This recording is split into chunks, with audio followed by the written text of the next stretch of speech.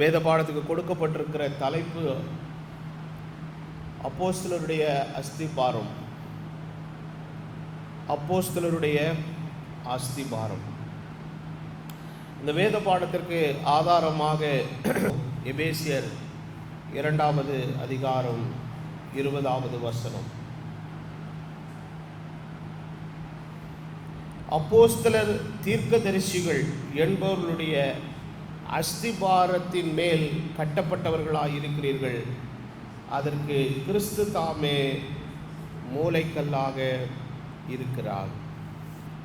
இன்னொரு வசனத்தையும் இந்த வேத பாடத்திற்கு ஆதாரமாக நான் வாசிக்க விரும்புகிறேன். 1 கொரிந்தியர் 3வது அதிகாரம் 10வது வசனமும் 11வது வசனமும். 1 Corinthians chapter number 3 from verse number 10 and 11. எனக்கு அளிக்கப்பட்ட தேவ கிருபையின்படியே புத்தியுள்ள சிற்பாச்சாரியை போல் அஸ்திபாரம் போட்டேன். வேறொருவன் அதன் மேல் கட்டுகிறான். அவனவன் தான் அதன் மேல் இன்னவிதமாய் கட்டுகிறான் என்று பார்க்க கடவன்.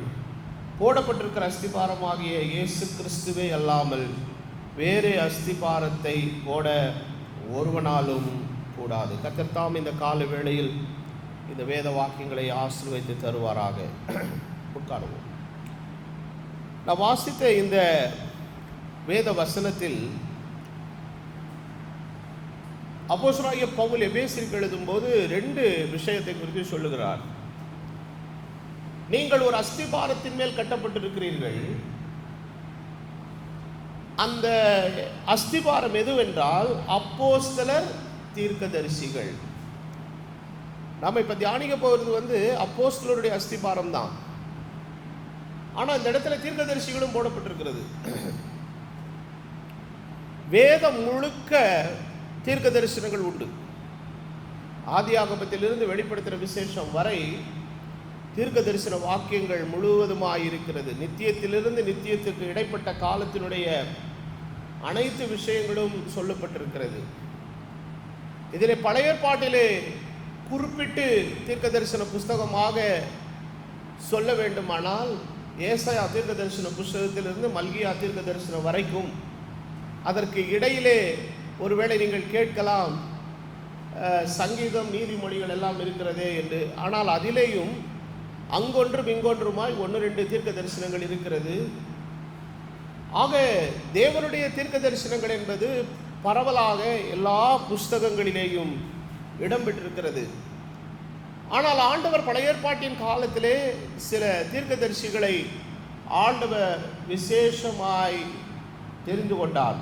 ஆக ஆதியாகமத்திலிருந்து இறுதி வரை the Bible is full of prophecy. முழுவதும் தீர்க்க தரிசனங்களால் நிறைந்திருக்கிறது. அந்த தீர்க்க தரிசனங்களிலே அநேக காரியங்கள் நிறைவேறிவிட்டது. சில காரியங்கள் நிறைவேறி கொண்டிருக்கு, சில காரியங்கள் நிறைவேற போகிறது. இப்பொழுது நிறைவேறி கொண்டிருக்கிற தீர்க்க தரிசனமும் இனி நிறைவேற போகிற தீர்க்க தரிசனமும் புதிய ஏற்பாட்டிலும் இருக்கிறது போல இயேசு கிறிஸ்து சில தீர்க்க தரிசனங்களை சொன்னார். 4 சுவிசேஷத்தில் இருக்கிறது. பிறகு அப்போஸ்தலனாகிய பவுல் சொன்ன சில தீர்க்க தரிசனங்கள், யோவான் தன்னுடைய நிருபத்தில் சொன்னது, யோவான் எழுதின வெளிப்படுத்தின விசேஷத்தில் உள்ள தீர்க்க தரிசனங்கள், இதெல்லாம் இப்பொழுது நடைபெற்று கொண்டிருக்கிற சில காரியங்கள் கொஞ்சம் நடந்து விட்டது, சில காரியங்கள் இனி நடக்க போகிறது. ஆனால் அதே நேரத்திலே இந்த புதிய ஏற்பாட்டின் காலத்துக்குரிய தீர்க்க தரிசனங்கள் பழைய ஏற்பாட்டு தீர்க்க தரிசன புஸ்தகங்கள் என்ன செய்துங்க இருக்குது. வரப்போகிற உபத்திரவ காலத்தை குறித்த விஷயங்கள்,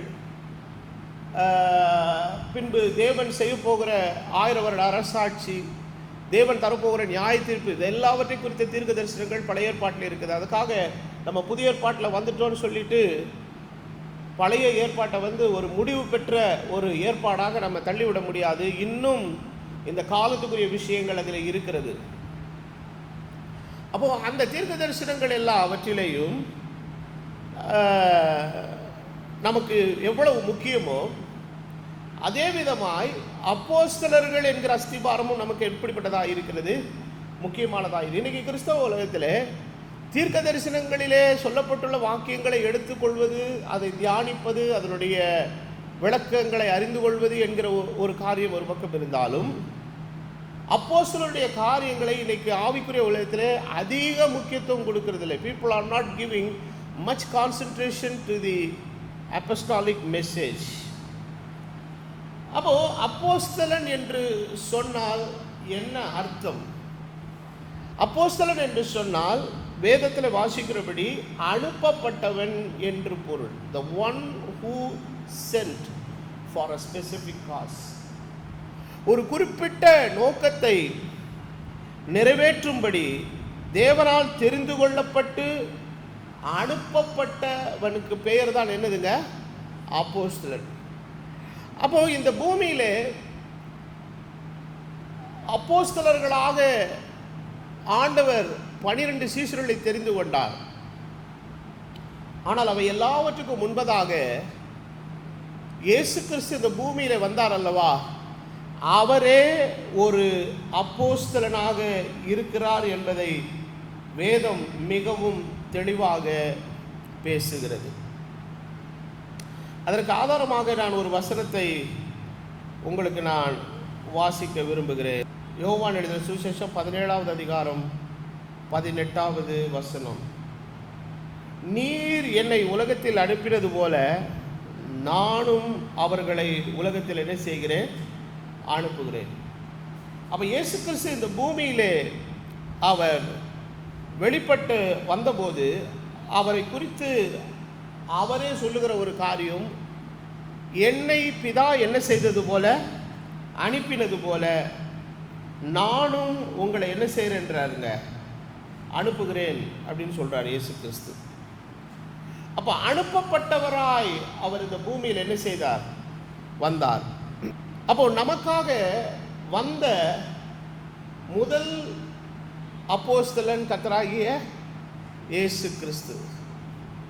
ஆகவே தான் அப்போஸ்தலன் இன்னொரு இடத்துல சொல்லுகிறார், அப்போஸ்தலரும் பிரதான ஆசாரியருமாய் இருக்கிற இயேசு கிறிஸ்துவை என்ன செய்து பாருங்கள்? கவனித்து பாருங்கள்.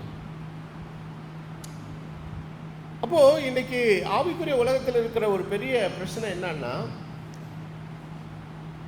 ஆவிக்குரிய உலகத்தில் இருக்கிற சில கூட்டத்தார் இயேசு கிறிஸ்து செய்த உபதேசத்தையும் அப்போஸ்தலர்கள் செய்த உபதேசத்தையும் இன்னைக்கு என்ன பண்ணுவாங்கன்னா வேறுபடுத்தி பார்க்கிற ஒரு நிலை. அதுக்கு குறிப்பாக ஸ்பெசிஃபிக்காக நம்ம சொல்ல வேண்டும்னு சொன்னால் ஞானஸ்நானத்தை எடுத்துக்கொள்வோம். ஞானஸ்நானத்தை குறித்து வேதத்தில் படிக்கும்போது வேதம் சொல்லுகிறது, நமக்கு ஒரே கர்த்தர், ஒரே விசுவாசம், ஒரே ஞானஸ்நானம், one Lord, one faith and one baptism. அப்போ இந்த புதிய ஏற்பாட்டின் காலத்திலே தேவன் நியமித்த ஒரே ஒரு ஞானஸ்நான முறைமை என்பது ஒவ்வொருவரும் மனம் திரும்பி பாவ மன்னிப்புக்கு என்று கர்த்தராகிய இயேசு கிறிஸ்துவின் நாமத்தில் ஞானஸ்நானம் பெற்றுக்கொள்ள வேண்டும். அப்பொழுது அவர்களுக்கு பரிசுத்தாவின் வரம் என்ன செய்யப்படும்? கொடுக்கப்படும். ஆனால் இன்னைக்கு கிறிஸ்தவ உலகத்தில் எல்லாரும் பின்பற்றுகிற ஒரு காரியம் என்னன்னா, மத்தேயு 28வது அதிகாரம் 19வது வசனத்தின்படி அவங்க பிதா குமாரன் பரிசுத்தாவில கூட they will give the baptism in the titles but not in the name. அப்போ ஆண்டவர் இந்த புதிய ஏற்பாட்டின் காலத்தில் கொடுத்த இந்த வசனம், ஞானஸ்நானத்தின் முறைமையானது மிகவும் முக்கியமான ஒரு காரியம். அப்போ அதில் சிலர் செய்யக்கூடிய ஒரு வாதம் என்னன்னு கேட்டிங்கன்னா, அப்போஸ்தலர்கள் தவறு செய்து விட்டார்கள். என்னது? அப்போஸ்தலர்கள் தவறு செய்து விட்டார்கள், ஆனால் இயேசு சொல்லுவதை தான் நம்ம என்ன செய்ய வேண்டும்? பின்பற்ற வேண்டும் என்று சொல்லப்படுகிற ஒரு வாதம். இன்னொரு வாதம் என்னன்னு கேட்டிங்கன்னா, அன்றைக்கு ஏன் அப்போஸ்தலர்கள் இயேசு கிறிஸ்துவின் நாமத்தில் ஞானஸ்நானம் கொடுத்தார்கள் என்று சொன்னால், அவர்கள் யூதர்கள் விசுவாசிக்கும்படி யூதர்களுக்காக அது என்ன செய்யப்பட்டது? செய்யப்பட்டது. அப்போ ஆனால் ஆண்டவர் ஒரிஜினலாக சபைக்கு கொடுத்த ஞானஸ்நான முறைமை என்பது பிதா குமாரன் பரிசுத்தாவி என்று சொல்லி, இதைவிட இன்னும் கொஞ்சம் மேலோங்கி போன ஒரு சில கூட்டத்தார் என்ன சொன்னாங்கன்னா, அப்போஸ்தல நடவடிக்கைகளிலே தவறுகள் இருக்கிறது, அந்த புஸ்தகத்தை நாம் பைபிளிலிருந்து எடுத்து கூட விடலாம் என்று பேசக்கூடிய அளவுக்கு துணிகரமுள்ள சில மனுஷர்கள் எழுப்பினார்கள். சரி, ஆனால் இதில் என்ன பிரச்சனைன்னு கேட்டிங்கன்னா, இந்த அப்போஸ்தலர்கள் நடப்பித்த அத்தனை கிரியைகளையும் காரியங்களையும் சபையின் ஒழுங்குகளையும் சபையினுடைய விஷயங்கள் அனைத்தையும் அவர்களுக்கு முதல்ல கொடுத்ததே யாருதான்? கர்த்தராகிய இயேசு கிறிஸ்து.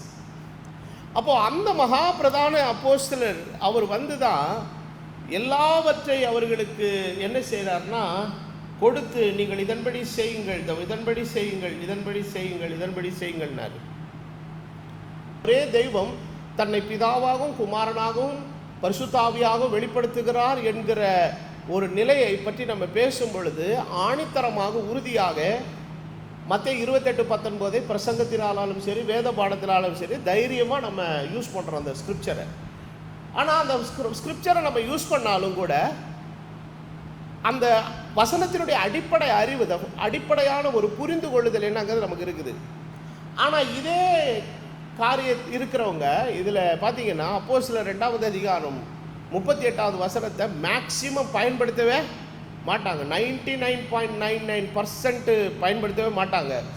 அப்படி எக்குத்தப்பா அவங்களுடைய பிரசங்கத்திலேயோ பைபிள் ஸ்டடிலேயோ அந்த அப்போஸ்தலர் 2வது அதிகாரம் 38வது வசனம் எக்குத்தப்பா வந்துருச்சுன்னு வைங்களேன், நீங்கள் ஒவ்வொருவரும் மனம் திரும்பி ஞானஸ்நானம் பெற்றுக்கொள்ளுங்கள், டவால் எகிரிடுவாங்க, நடுவில் எது முழுங்கிடுவாங்க.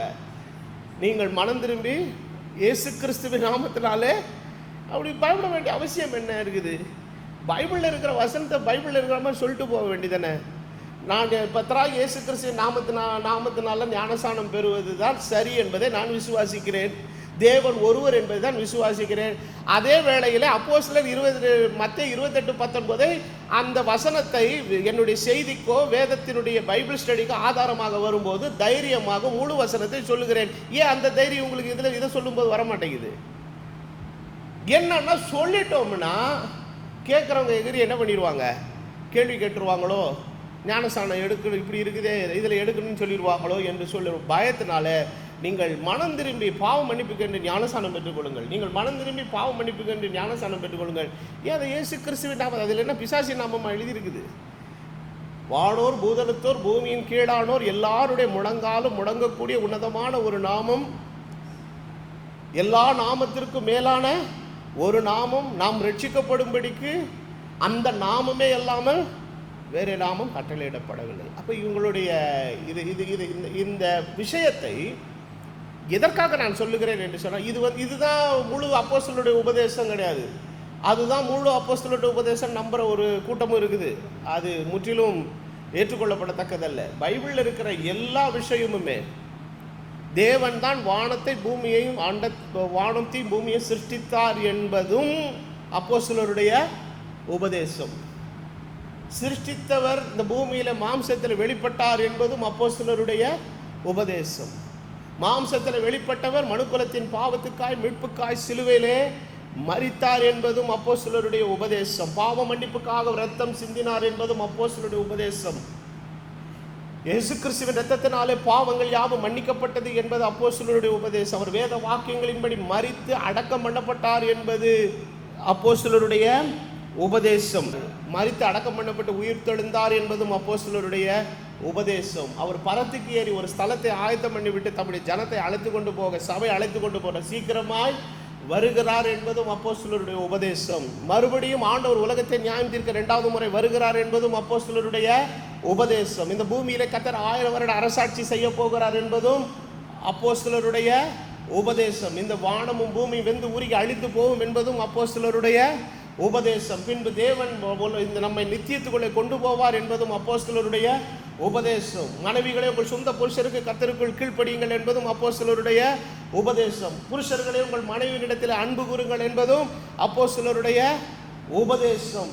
ஏழைகளுக்கும் திக்கற்றவர்களுக்கும் உதவி செய்யுங்கள் என்பதும் அப்போஸ்தலருடைய உபதேசம். ஞான வரங்களை நாடுகள் என்பதும் அப்போஸ்தலருடைய உபதேசம். பிள்ளைகளை உங்கள் பெற்றாருக்கு கர்த்தருக்குள் கீழ்ப்படியுங்கள் என்பதும் அப்போஸ்தலருடைய உபதேசம். அப்போஸ்தலருடைய உபதேசம் ஏதோ ஒன்று தூக்கி வச்சுக்கிட்டு நம்ம பேசக்கூடாது. We have to take the whole counsel of God, முழுமையும். இத்தனையே எதுக்காக நான் ஒரு ஆர்டராக நான் இத்தனை விஷயங்களை சொன்னேன்னா, இது எல்லாமே அப்போஸ்தலருடைய உபதேசத்தில் இருக்குது.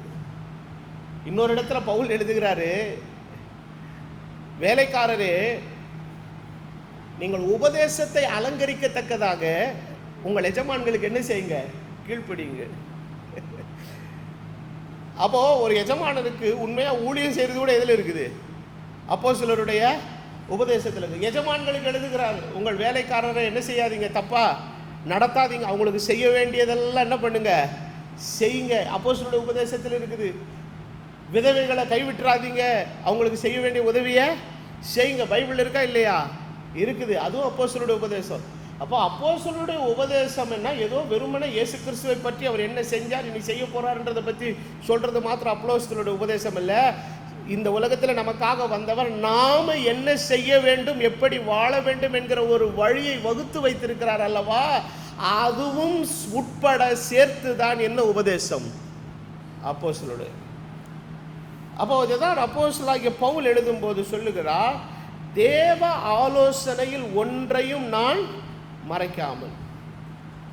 அப்போ தேவத்துவத்தின் வெளிப்பாடை குறித்து எழுதின அதே பவுல் தான் வேலைக்காரருக்கு எழுத வேண்டிய ஆலோசனை எழுதுகிறார். வேலைக்காரருக்கு எழுதின ஆலோசனை எழுதின அதே பவுல் தான் புருஷருக்கும் மனைவிகளுக்கும் என்ன செய்கிறார், ஆலோசனை எழுதுகிறார். அவர்களுக்கு ஆலோசனை எழுதின அதே பவுல் தான் வரப்போகிற வருகை குறித்து, எடுத்துக்கொள்ளப்படுதலை குறித்து எழுதுகிறார். அதை குறித்து எழுதின அதே பவுல் தான் அந்தி கிறிஸ்துவினுடைய ஆட்சியை குறித்து என்ன செய்கிறாரு, அவர் எதையுமே விட்டு வைக்கல. அப்போ தேவன் அவருக்கு எதையெல்லாம் வெளிப்படுத்தி இருந்தாரோ, எதையெல்லாம் அறிவித்திருந்தாரோ எல்லாவற்றையும் அவர் செய்தார். அப்போ தேவனுடைய ஆலோசனை என்பது this is the whole counsel of God. அப்போ இந்த தேவ ஆலோசனையினுடைய நிலை எல்லாவற்றையும் ஆண்டவராகிய இயேசு கிறிஸ்து அப்போஸ்தலருடைய கரத்திலே ஒப்பு கொடுத்தார். அப்போ முதலாவது அனுப்பப்பட்ட அப்போஸ்தலர் யார்? கர்த்தராகிய இயேசு கிறிஸ்து. ஆகவே தான் இயேசுவை குறித்து அப்போஸ்தலரும் பிரதான ஆசாரியருமாய் இருக்கிற, அப்போ அவர் தான் முதல் அப்போஸ்தலன். அப்போ சரியாக சொல்லணும்னா, யூதாஸ் காரியத்தோடு சேர்த்து சொல்லணும்னா 13 அப்போஸ்தலர்களாக இருந்தாங்க. அவங்க எல்லாருக்கும் பெரிய ஹெட்ஷிப்பில் இருந்த அப்போஸ்தலர் யார்? கர்த்தராகிய இயேசு கிறிஸ்து. அவர் போக போகிறாருன்னு தெரிஞ்ச உடனே தான் சொல்லலாம், அடுத்து நம்மில பெரியவன் யாருங்கிற வாக்குவாதம் அவர்களுக்குள்ள என்ன செய்யுது, உண்டாகிறது. ஆண்டவர் சொன்னார், இவ்வளோ நாள் நான் உங்களுக்கு தலையாக இருந்தப்ப கடைசி வரைக்கும் நான் தான் தலையாக இருப்பேன். கிறிஸ்து சபைக்கு என்னவா இருக்கிறாருங்க, தலையாக இருக்கிறார். அப்போ இந்த 12 அப்போஸ்தலர்களை கர்த்தர் எதற்காக தெரிந்து கொண்டார் என்று சொன்னால், தேவன் தாம் கட்டி எழுப்ப போகிற புதிய ஏற்பாட்டு சபை, அது ஒரு கட்டிடம் கிடையாது. அதை குறித்து அப்போஸ்தலன் எழுதும்போது என்ன சொல்றாருன்னா, பழைய ஏற்பாட்டின் காலத்தில் ஆண்டவர் சில வாசஸ்தலங்களை கட்டினார். பழைய ஏற்பாட்டில் 2 வாசஸ்தலம் என்ன, முதல் வாசஸ்தலம் மோசே கட்டிய கூடாரம், ஆசரிப்பு கூடாரம். இதற்கு ஆலோசனை, ஒழுங்குமுறை, கட்டமைப்பு எல்லாத்தையும் ஆண்டவர் கொடுத்தார். தாவீதின் காலத்திலே அது பெரிய ஆலயமாக கட்டப்பட்டது. அதற்குரிய ஒழுங்கு, முறைமை, கட்டமைப்பு எல்லாவற்றையும் ஆண்டவர் கொடுத்தார். இப்போ புதிய ஏற்பாட்டில் கர்த்தர் ஒரு வாசஸ்தலத்தை கட்டுறார். ஏன்னா ஆண்டவருக்கு என்றைக்குமே வாசம் பண்ணுறதுக்கு என்ன தேவை, ஒரு இடம் தேவை. அப்போ கூடாரத்துக்குள்ளே இருந்தவர் சாலமோனுடைய ஆலயத்துக்குள்ளே போனார். இப்போ ஆலயத்துக்குள்ளே போனவர் இப்போ என்ன செய்கிறாருன்னா, நான் இந்த புதிய ஏற்பாட்டு மக்கள் மத்தியிலே வாசம் பண்ணுகிறதுக்கு ஒரு ஆலயம் கட்ட வேண்டும். உடனே பேதுருவை கூப்பிட்டுப்பா, இந்த புதிய ஏற்பாட்டின் காலத்திலே என்னை தொழுது கொள்ளுகிற பரிசுத்தவான்கள் எல்லாரும் நான் வாசம் பண்ணுகிறதற்காக ஒரு வாசஸ்தலத்தை கட்ட வேண்டும். அந்த வாசஸ்தலத்தினுடைய நீளம் 50 அடி இருக்க வேண்டும், அகலம் 30 அடி இருக்க வேண்டும், மேலே ஹைட்டு 30 அடி இருக்க வேண்டும், சீலிங் இப்படி இருக்க வேண்டும், உள்ளே நீங்கள் தேக்கு மரத்தினாலே மூடி இருக்க வேண்டும், தரையெல்லாம் மார்பிளிலே மூடி இருக்க வேண்டும், முன்னாலே ஒரு பெரிய கோபுரம் வைத்து அதில் சிலுவையை வைத்து பக்கத்தில் ஒரு மணியை வைத்துன்னு ஒன்றும் அவர் சொல்லவே இல்லை. இப்போ ஆண்டவர் வச்சிருக்கிற வாசஸ்தலம் என்னன்னு பார்த்தீங்கன்னா, பேதுரு ரொம்ப அழகாக ஒரு வார்த்தை அவர் எழுதுகிறார். வாசிப்போம். 1 பேதுரு 2வது அதிகாரம் 5வது வசனம். ஜீவனுள்ள கற்களைப் போல ஆவிக்கேற்ற மாளிகையாகவும் இயேசு கிறிஸ்து மூலமாய் தேவனுக்கு பிரியமான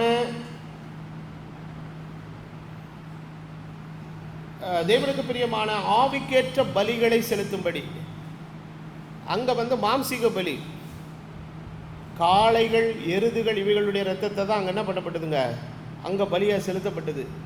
இங்கே ஆண்டவர் என்ன பலி செலுத்த விரும்ப சொல்றாரு? ஆவிக்குரிய பலி.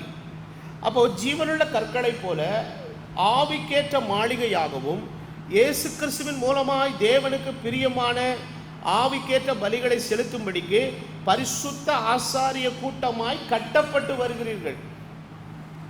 இப்ப கட்டப்பட்டு வருகிறீர்கள் யாரை சொல்றாருன்னா, யார? நம்மளை சொல்றாரு. நாம தான் தேவனுடைய ஆலயம். அப்ப ரட்சிக்கப்படுகிறவர்களை கர்த்தர் என்ன பண்ணார்? அனுதினமும் சபையிலே சேர்த்து வந்தார்.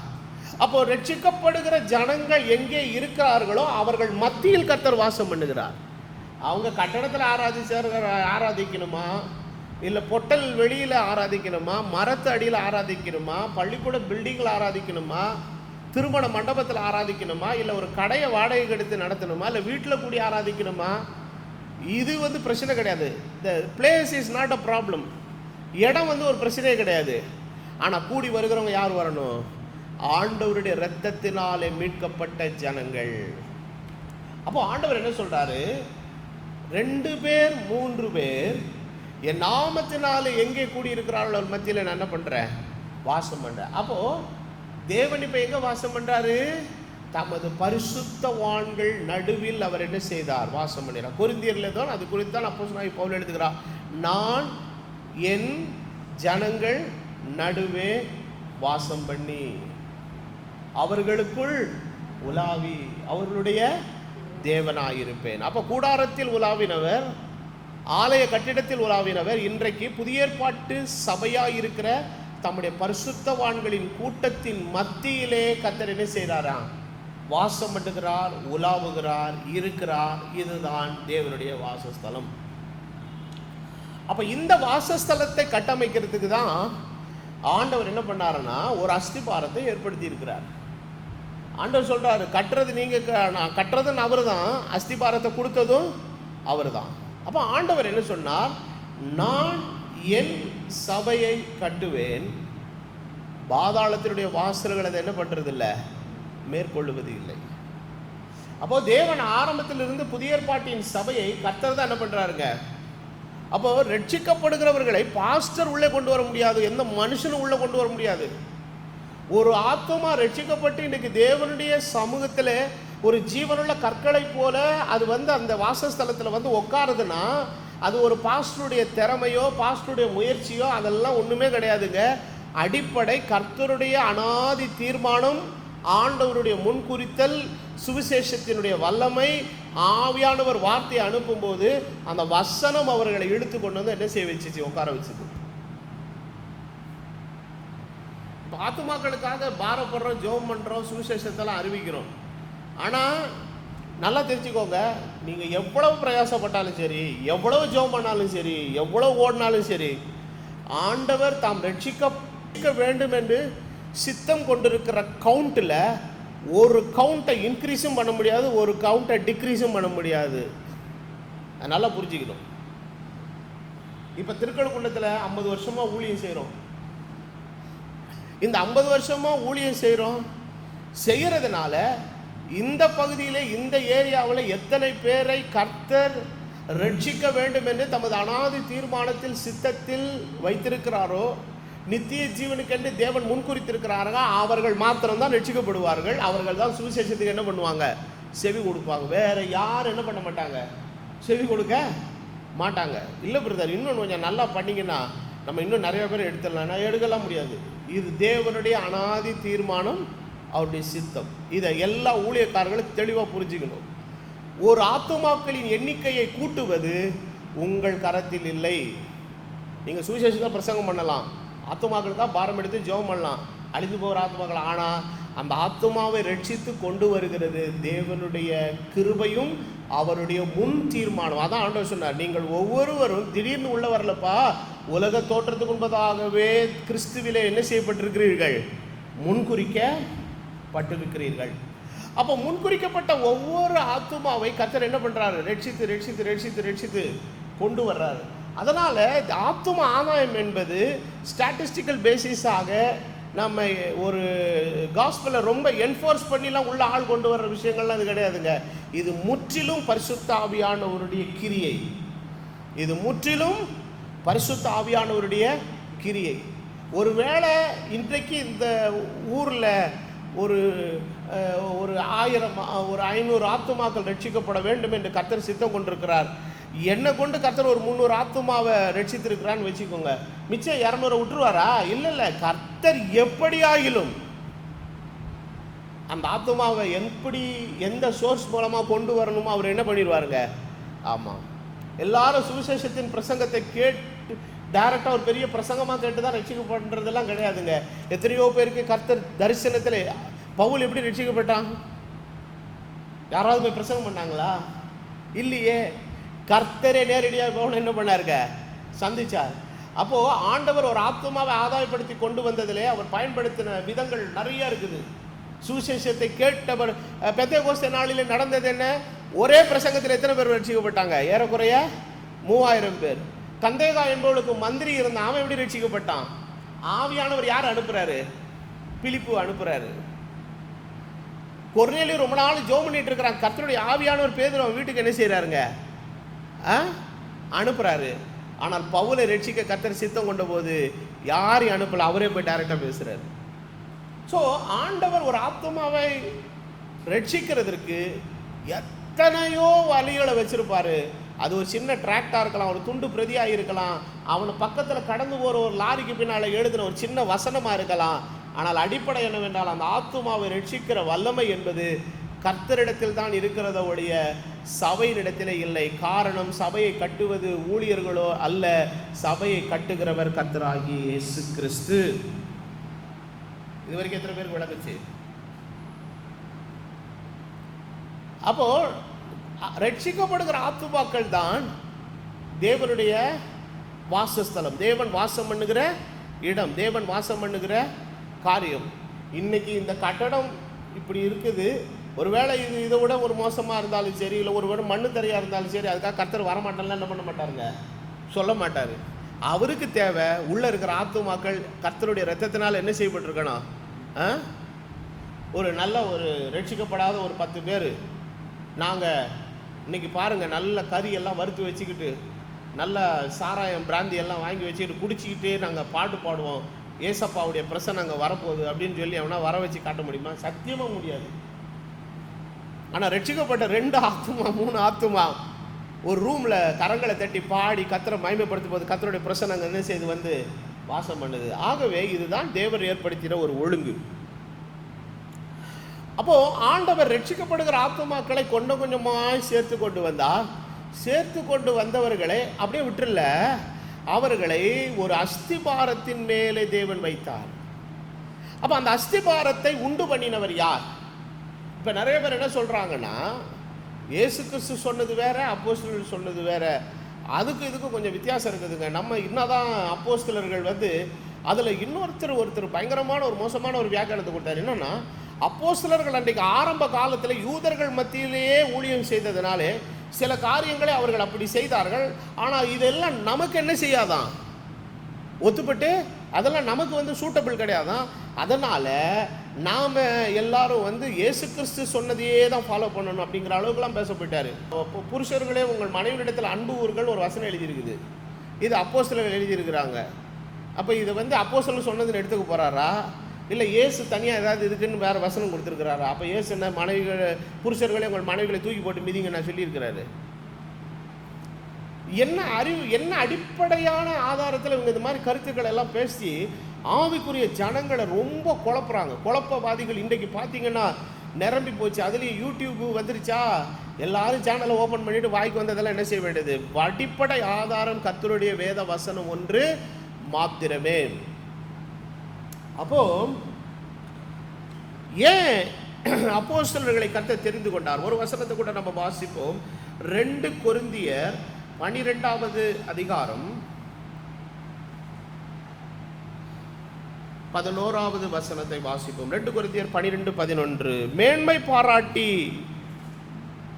புத்தியினாயினேன், நீங்களே இதற்கு என்னை பலவந்தப்படுத்தினீர்கள். நான் ஒன்றுமில்லை என்றாலும் மகா பிரதான அப்போஸ்தலருக்கு நான் எவ்வளவும் குறைந்தவனாய் இராதபடியால் உங்களாலே மெச்சிக்கொள்ளப்பட வேண்டியதா இருக்கிறது. இப்போ பவுல் ஒரு கம்பாரிசன் பேசுறார். நீங்க அப்போஸ்தலர் என்று சொல்லி யாரையெல்லாம் கன்சிடர் பண்ணுகிறீர்களோ அவர்கள நான் எந்த விதத்தில் என்ன இல்லவன் அல்ல, கொஞ்சமும் மட்டமானவன் அல்ல. அவர்களுக்கு ஆண்டவர் எதை கொடுத்தார் அதை எனக்கு என்ன செஞ்சிருக்கிறார், கொடுத்திருக்கிறார். மேற்கொண்டு பவுல் ஒரு இடத்துல சொல்றாரு, அவர்களுக்கெல்லாம் அவங்கெல்லாம் இயேசுவோட இருந்தவங்க நான் ஒத்துக்கிறேன். 3.5 வருஷம் அவரோட ஊழியத்தில் இருந்தவங்க, அவங்களுக்கு கிடைச்ச சில மேன்மையான அனுபவங்கள் எனக்கு கிடைக்கல. ஆனாலும் நான் சாதாரணமான ஆள் இல்லை, தப்பு கணக்கு போட்டுறாதீங்க.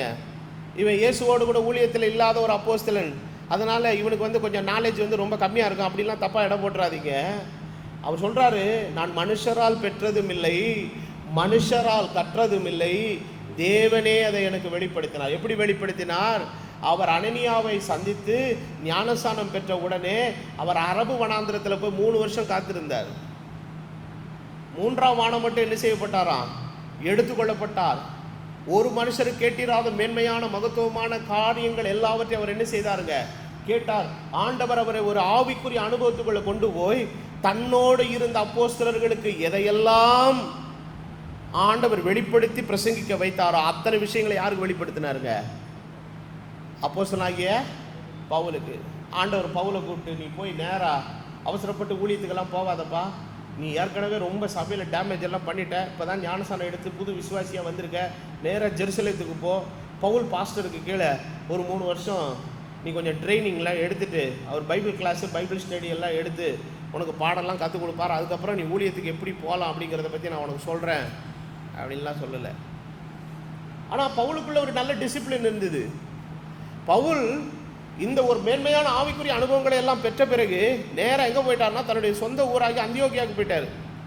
அந்த அந்தியோகியாவில் தான் அப்போஸ்தலனாகிய பவுலும் பர்னபாவும் தீர்க்கதரிசிகளாயும் போதகர்களாயும் இருந்தார்கள். they were prophets and the teachers. அந்த லோக்கல் சர்ச்சில் அவங்க என்னவா இருக்கிறாங்க? திடீர்னு ஒரு நாள் ஒரு ப்ராஃபஸி கிளம்புது ஆராதனையில். என்ன கிளம்புதுன்னா, இவர்கள் இருவரையும் என் அப்போஸ்தல ஊழியத்துக்காக என்ன செய்து விடு, பிரித்து விடுங்கள் என்று கர்த்தருடைய ஆவியானவர் என்ன செய்தார்? திருவலம் பட்டினார். அவர்கள் மேலே கரங்களை கைகளை வைத்து ஜெபித்து என்ன செஞ்சாங்க? போங்கப்பா, இவ்வளவு நாங்கள் நீங்கள் லோக்கல் சர்ச்சில் இருந்தீங்க, எங்களுக்கு நல்ல தீர்க்க தரிசனங்கள் எல்லாம் கொடுத்தீங்க, உங்கள் மூலமாக கர்த்தர் எங்களுக்கு சில காரியங்களை உணர்த்தினார், நல்ல போதகர்களாக இருந்தீங்க, இப்போ ஆண்டவர் உங்களை அப்போஸ்தல ஊழியத்துக்காக என்ன செய்கிற பிரித்தெடுக்கிறான்னு சொல்லி போங்கன்னு சொல்லி அனுப்பி விட்டாங்க. அப்பொழுது தான் அப்போஸ்தலருடைய ஊழியம் பவுலினுடைய வாழ்க்கையில் ஆரம்பித்தது. இப்போ பவுலும் பிரசங்கம் பண்ணுறாரு, இயேசுவோடு இருந்த அப்போஸ்தலர்களும் பிரசங்கம் பண்ணுறாங்க. இப்போ நியூஸ் ஒன்றுக்குள்ள ஒன்று டிரான்ஸ்ஃபர் ஆகுது. சபையை துன்பப்படுத்தின பவுல் இப்பொழுது என்ன பண்ணிட்டு இருக்கிறாயா? பிரசங்கம் பண்ணுறான். என்ன பிரசங்கம் பண்ணுறான்? வேற மாதிரி ஏதாவது பிரசங்கம் பண்ணானா? இல்லை, நீங்கள் எதோ பண்ணுறீங்களோ அதே தான் அவர் என்ன பண்ணிட்டு இருக்கிறாரு, பண்ணிட்டு இருக்கிறாரு. எப்படிப்பா இதெல்லாம் உனக்கு தெரியும்? சொல்கிறாரு, நான் மனுஷரால் பெற்றதும் இல்லை, மனுஷரால் கற்றதும் இல்லை, தேவனே அதை எனக்கு என்ன செய்தார்? வெளிப்படுத்தினார்.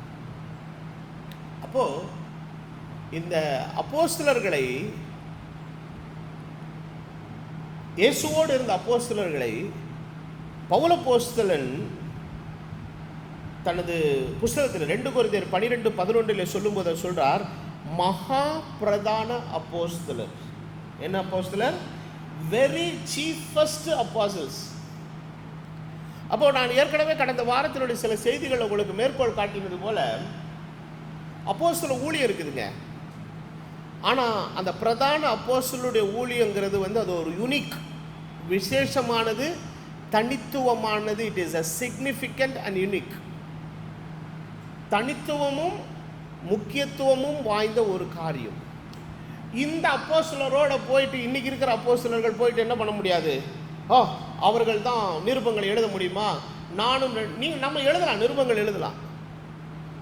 இப்போ நான் கூட ஆவிக்குரிய உலகத்தில் இருக்கக்கூடிய கிறிஸ்தவ மக்களுக்கு ஆவிக்குரிய விஷயங்களை, ஆண்டவருடைய சத்தியத்தின் வார்த்தைகள் எல்லாவற்றையும் கடிதங்களாக வேறு விதமாலாம் எழுதுகிறோம் பாருங்க.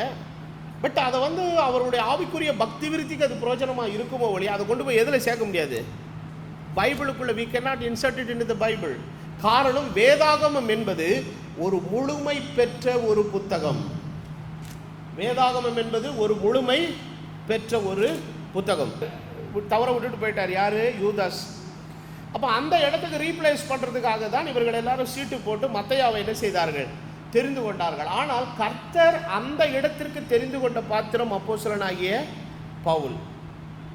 அப்போ அந்த விடுபட்டு போன அப்போஸ்தல ஊழியத்திற்கு இவர்களே சீட்டு போட்டு ஒரு ஆளை தெரிந்து கொண்டார்கள். ஆனால் அந்த விடுபட்டு போன அந்த அப்போஸ்தல ஊழியத்தின் மகா பிரதான அப்போஸ்தல ஊழியத்திற்கென்று தெரிந்து கொள்ளப்பட்ட அப்போஸ்தலனாகிய பவுல், ஆண்டவர் அவரை கொண்டு எழுதின காரியங்கள் பார்த்தீங்கன்னா ரோமர், 1 கொரிந்தியர், 2 கொரிந்தியர், கலாத்தியர், எபேசியர், பிலிப்பியர், கொலேசியர், 1 தெசலோனிக்கேயர், 2 தெசலோனிக்கேயர், 1 தீமோத்தேயு, 2 தீமோத்தேயு, தீத்து, பிலமோன். இப்போ எபிரேயர் உதைக்குது.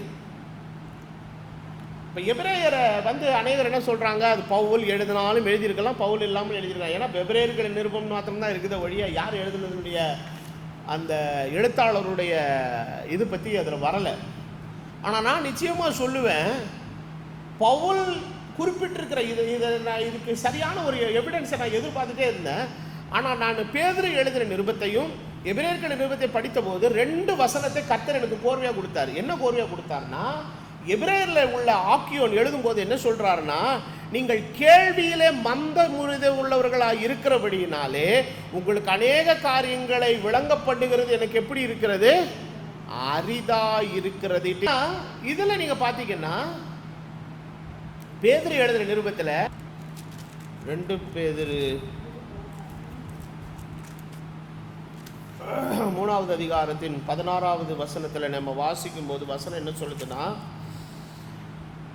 15வது வசனத்திலிருந்து படிப்போம். மேலும் நம்முடைய கர்த்தரின் நீடிமைய பொறுமையை இரட்சிப்பு என்று எண்ணுங்கள், நமக்கு பிரியமான சகோதரனாகிய பவுலும்.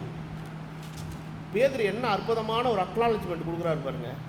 பேதுரு ரொம்ப தாழ்மையாக அவர் குறித்து என்ன அக்னாலஜ் பண்ணுறாருன்னா, நமக்கு பிரியமான சகோதரனாகிய பவுலும் தனக்கு அருளப்பட்ட ஞானத்தினால் இப்படியே உங்களுக்கு என்ன செய்திருக்கிறான், எழுதியிருக்கிறான்.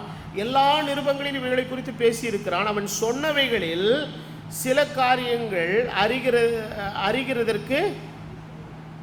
அப்போ எல்லா நிருபங்களிலும் இப்படி சொல்லியிருக்கிறான்னா பேதுரு என்ன எல்லா நிருபத்தையும் என்ன செஞ்சிருக்கிறாரு, படிச்சிருக்கிறாரு. நம்ம ஆளுங்களா இருந்தானே தெரியுமா, இவன் நான் நேற்று ஊழியத்துக்கு வந்த பையன், இவன் யார், நேற்று ஊழியத்துக்கு வந்த பையன், இவன் நிருபம். நாங்கள்லாம் யார் தெரியுமா, இயேசுவோடே இருந்தவங்க, அவரோட அப்பம் புசித்தவங்க, அவரோடைய ஊழியத்தில் இருந்தவங்களாக்கும், நாங்கள் அவரோடைய கூட சாப்பிட்டவங்களாக்கும், அவர் எங்கள் பாதத்தை கழுவுனாராக்கும். எவ்வளோ காலை கழுவிருக்கிறாரா இயேசு, சொல்லுங்க பார்ப்போம். அதுலேயும் பார்த்தீங்கன்னா இயேசு சில இடங்களுக்கெல்லாம் போகும்போது எங்கள் பேதுரு, யாக்கோபு, யோவான் எங்கள் 3 பேரை கூப்பிட்டு போவார். அதில் நான் ஒன் ஆஃப் த பர்சன் தெரியுமா. மறுரூப மலை காட்சியெல்லாம் உங்களுக்கெல்லாம் கிடைச்சிருக்கிறாயா, இந்த கெத்து பேச்சு அங்கே வரலை. தேவனுடைய அழைப்பு ஒரு மனுஷனுக்குள்ளே இருக்கும்போது அதை ஒருத்தன் அங்கீகரிக்க தவறிட்டானா அவனை போல சர்வ முட்டாள் உலகத்தில் எவ்வளவுமே கிடையாது. காரணம் இவர்கள் எல்லாருக்குள்ளேயும் இந்த ஈகோ பிரச்சனை இதெல்லாம் கிடையாது. நீ கூட ஆவிக்குரிய உலகத்தில் கொஞ்சம் அனுபவஸ்தம் உள்ள ஒரு நல்ல ஒரு ஊழியக்காரர்கள், இப்போ நான் கூட ஒரு 33 வருஷம் ஊழியம் பிரசங்கம் பண்ணிட்டு தான் இருக்கிறேன். எனக்கு ஆவிக்குரிய நிலையில் ஒரு அளவுக்கு அனுபவம் இருக்குது. அதுக்காக ஒரு 12 வருஷம் ஊழியம் செஞ்ச ஒருத்தவர் ஒரு காரியத்தை பேசுகிறாரு இல்லை சொல்கிறாருன்னா அதுக்காக மட்டமாக நினைக்கிறதா? ஊழியம் என்பது ஆண்டுகளை கடந்து அனுபவத்தில் செய்யப்படுகிறதல்ல, அவனுக்குள் இருக்கிற அபிஷேகம் அவனுக்குள் இருந்து செயல்படுது. ஐயா, ஏலி ஆசாரியத்துவ ஊழியத்தில் ஆலயத்துக்குள்ள இருந்தவன் தான். ஆனால் ஏலிக்கு ஆலோசனை யார் மூலமா போச்சு? சாமுவேல் மூலமா. ஆனால் அந்த சின்ன குழந்தைக்கு கர்த்தருடைய சத்தம் என்னங்கிறத இன்னும் ரெக்கக்னைஸ் பண்ணக்கூடிய அளவுக்கு கூட இன்னும் என்ன வரல, இது வரல.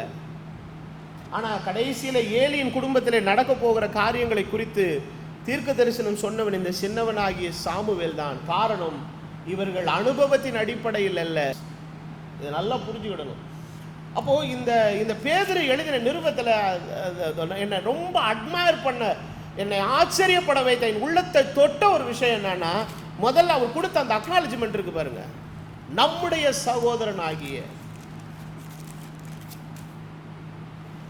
அது வெறும் சகோதரன் இல்லை, என்ன சகோதரன், பிரியமான. இன்னைக்கு இந்த பண்புல நீ ஊழியக்காரங்களுக்குள்ள வந்துருச்சுன்னு வைங்களேன், ஆண்டவர் அவங்களை எங்கேயோ கொண்டு போயிடுவார். அக்னாலஜ் பண்றாரு. நமக்கு பிரியமான சகோதரனாகிய பவுலும் தனக்கு அருளப்பட்ட ஞானத்தில் இப்படியே உங்களுக்கு எழுதியிருக்கிறான். எல்லா நிருபங்களையும் இதை குறித்து பேசியிருக்கிறான்னா பவுல் எழுதின நிருபம் எல்லாத்தையும் என்ன பண்ணியிருக்கிறாரு?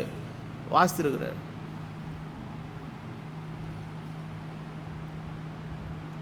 அப்போ அவர் எழுதின ஒவ்வொரு வேத வாக்கியத்தையும் கர்த்தரால் அருளப்பட்ட வாக்கியம் என்பதை யார் விசுவாசித்தா? அப்போஸ்தலனாகிய பேதுரு. அப்ப சொல்லிட்டு சொல்றாரு, அவன் சொன்னவைகளில் சில காரியங்கள் அறிகிறதற்கு எப்படி இருக்குது? அரிதா இருக்கிறனா புரிந்து கொள்றது கொஞ்சம் கஷ்டமா இருக்குது. அதாவது சிலர் விளங்குற மாதிரி பேசுறதுன்னு ஒன்று இருக்குது. விளங்குற மாதிரி பேசி சில பேருக்கு விளங்காம போய் விளங்காம போறவங்க இருக்கிறாங்க. சிலருக்கு விளங்கக்கூடாதுன்னே சொல்லி விளங்காம பேசி விளங்காம ஆக்குறவங்களும் இருக்கிறாங்க. இப்போ நான் என்ன சொல்கிறேன்றதை கொஞ்சம் உட்காந்து நீங்கள் யோசிச்சுட்டு அதுக்கப்புறம் விளையுங்கோங்க. ஆனால் ரெண்டுமே கரெக்டான ஸ்டேட்மெண்ட் தான். கல்லாதவர்களும் உறுதியற்றவர்களும் மற்ற வேத வாக்கியங்களை புரட்டுகிறது போல தங்களுக்கு வேடு வரத்தக்கதாக என்ன பண்ணிக்கிட்டே இருக்கிறாங்க? புரட்டிக்கொண்டே இருக்கிறார்கள். ஆதலால் பிரியமானவர்களே, இவைகளை முன்னமே நீங்கள் அறிந்திருக்கிறபடியால் அக்கிரமக்காரருடைய வஞ்சகத்தில் நீங்கள் இழுப்புண்டு உங்கள் உறுதியிலிருந்து விலகி விழுந்து போகாதபடிக்கு எப்படி இருங்க? எச்சரிக்கையாயிருங்கள். நம்முடைய கர்த்தரும் இரட்சகருமாய் இருக்கிற இயேசு கிறிஸ்துவின் கிருபையிலும் அவரை அறிகிற அறிவிலையும் என்ன செய்யுங்க? பலப்படுங்க. என்ன சொல்ல வராரு? நமக்கு பிரியமான சகோதரனாகிய பவுல் கர்த்தர் தெரிந்து கொள்ளப்பட்ட பாத்திரம். அவர் மூலமாய் கர்த்தருடைய வார்த்தை வெளிப்பட்டிருக்கிறது. அதை நான் படிச்சிருக்கிறேன். ஆனால் கல்லாதவங்க தப்பு தப்பாக புரட்டிக்கிட்டு இருக்கிறாங்க. நீங்கள் கரெக்டாக உறுதியாக இருந்து அந்த நிருபத்தின் மூலமாய் கிறிஸ்து வெளிப்படுத்துகிற அவரை குறித்த ஒரு மெய்யான அறிவை நீங்கள் எல்லாரும் என்ன செய்யுங்க? பெற்றுக்கொள்ளுங்கள் என்று சொல்ல வருகிறார். இப்போ இதனுடைய பொருள் என்ன? விடுபட்ட அந்த கண்காணியின் ஊழியத்திற்கு தேவன் தெரிந்து கொள்ளப்பட்ட பாத்திரம் யாரு? அப்போஸ்தலனாகிய பவுல்.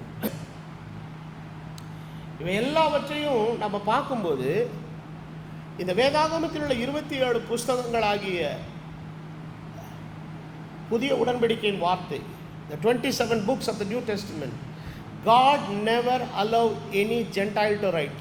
எந்த ஒரு புறஜாதியானும் எழுதுவதற்கு கடவுள் என்ன செய்யல? அனுமதிக்கல. அப்போ இவர்கள் எல்லாரும் வேத வாக்கியங்களை எழுத ஆரம்பிக்கும் போது எப்படி எழுதாங்கன்னா, just like a writer they started. ஒரு சாதாரண எழுத்தாளன் எப்படி எழுத ஆரம்பிப்பானோ, அப்போ எழுத்தாளன் ஒரு விஷயத்தை எழுதுறான்னா அது கற்பனையில் எழுதுறான்.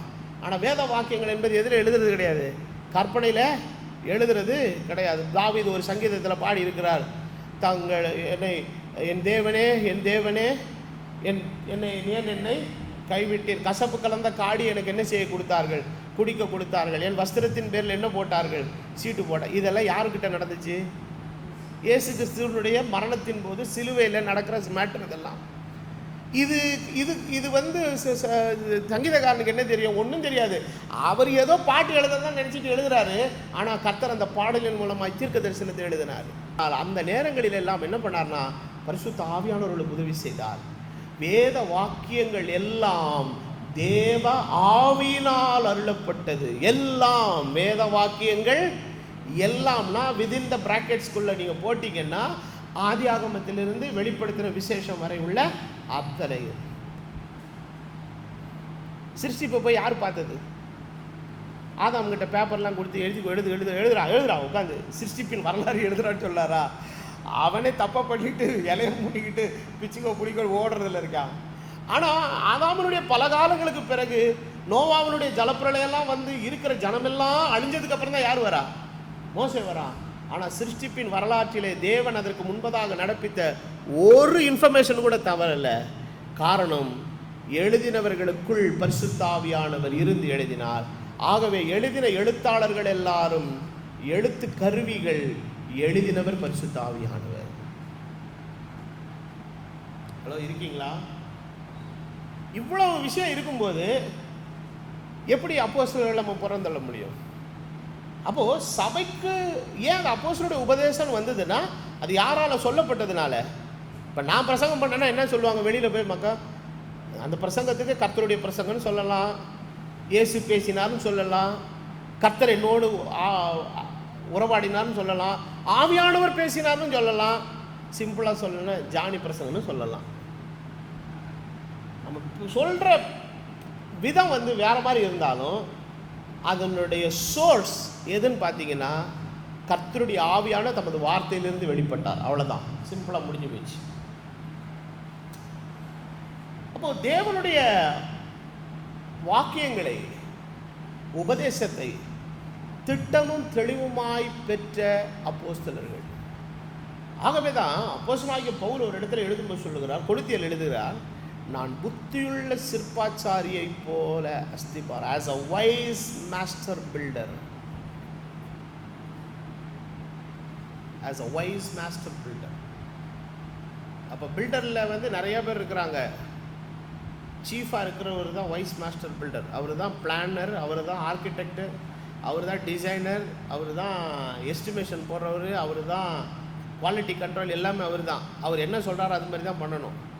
கொத்தனாருடைய வேலை என்னன்னா, என்ன ப்ரொப்போசிஷன் போட்டிருக்கா அதுக்கேற்ற மாதிரி என்ன பண்ணிட்டு போயிடணும், கட்டிட்டு போகணுமா வழி. அதை ஆல்ட்ரு பண்ண மாட்டுறதுக்கு யாருக்கு என்ன கிடையாது, அதிகாரம் இல்லை. ஆகவே சொல்லிட்டு அஸ்திபாரம் போட்டேன்னு சொன்ன அதே போல் அடுத்த வசனத்தில் சொல்கிறாரு, போடப்பட்டிருக்கிற அஸ்திபாரமாக இருக்கிற இயேசு கிறிஸ்துவே அல்லாமல்.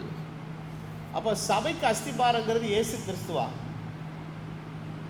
சபைக்கு அஸ்திபாரம் இயேசு கிறிஸ்து அல்ல, இயேசு கிறிஸ்துவை பற்றிய வெளிப்பாடு தான் சபையின் அஸ்திபாரம். The revelation about Jesus Christ is the foundation of the church.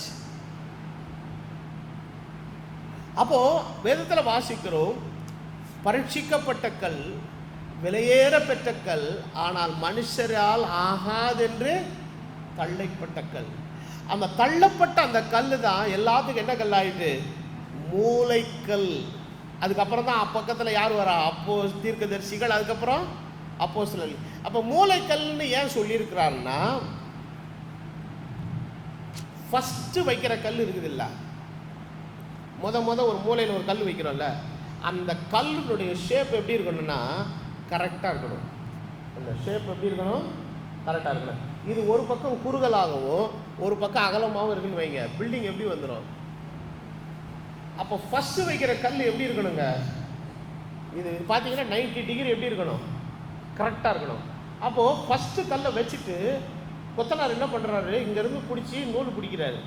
நூல் பிடிச்சி நீளமாக கொண்டு போகிறாரு. கொண்டு போகும்போது அந்த நூல் என்ன பண்ணுன்னா, இது என்ன செய்யணும், இந்த பக்கவாட்டத்தில் கரெக்டாக ஓட்டியிருக்கணும். ஏன்னா இந்த கல்லினுடைய பேரலுக்கு தான் அவர் என்ன பண்ணுறாருங்க, அந்த செவரை போகிறாரு. ஸோ இதுவும் பேரலாக இருக்குது, இதுவும் பேரலாக இருக்குது. அப்போ இந்த ரெண்டு கார்னரு கரெக்டாக இருந்ததுன்னா ஷேப்பினுடைய ஸ்கொயர் என்ன செஞ்சிடும், கரெக்டாக வந்துடும். ஒன்று இப்படி மாதிரி பேனு விழிஞ்சிட்டு இருக்குன்னு வைங்க, நீங்கள் என்ன பண்ணாலும் என்ன செய்யும், இந்த கிராம் ஃபோன் ரெக்கார்டினுடைய கொலா மாதிரி என்ன செய்யும், கட்டடம் அன்ஷேப்ட் ஆகிடும். அப்போது அஸ்திபாரத்திற்கு மூளைக்கல்லாக இருக்கிறவர் சரியான அளவீட்டை தீர்மானிக்கக்கூடிய பிரதான கல்லாக இருக்கிறார். அவரிடத்தில் பழுதும் இல்லை, பாவமும் இல்லை, குற்றமும் இல்லை. அவர் பூரணர். அந்த பூரணர் மூளைக்கல்லாக இருந்ததனால் கர்த்தர் ஏற்படுத்துகிற சபை பூரணமானதாக இருக்கும். ஹல்லேலூயா. அது எந்த விதமான குறைபாடு இருக்காது.